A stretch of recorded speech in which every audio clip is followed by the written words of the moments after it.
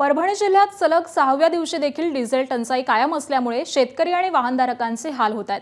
जिल्ह्यातील अनेक petrol पंपावरती diesel उपलब्ध नसल्यामुळे शेतीच्या कामांवरती मोठा परिणाम होत असून शेतकऱ्यांनी सरकारकडे तातडीने हस्तक्षेप करण्याची मागणी केली आहे।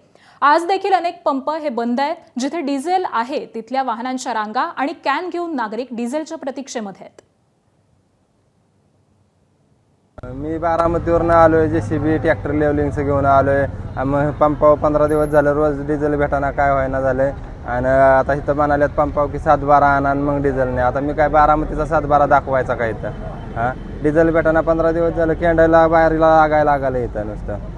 काय नाही, शेतकऱ्याची सगळ्यात मोठी अडचण शेतकऱ्याची, शेतकऱ्याला तेल भेटणे। बाकी सगळे हे ट्रान्सपोर्टिंगवाले असतात, तुमचे लक्झरी असतील किंवा वाळूचे टिप्पर ट्रॅक्टर असतात, ते टिप्पराच्या बाहेर असतात, त्याला टोटल तेल भेटते। फक्त असा एकच माणूस आहे की त्याला शेतकरी, की त्याला तेल भेटत नाही।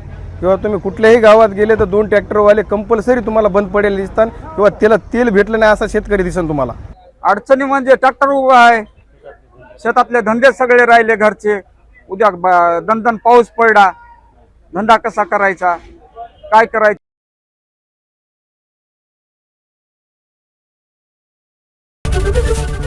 एबीपी माझा, उघडा डोळे बघा नीट।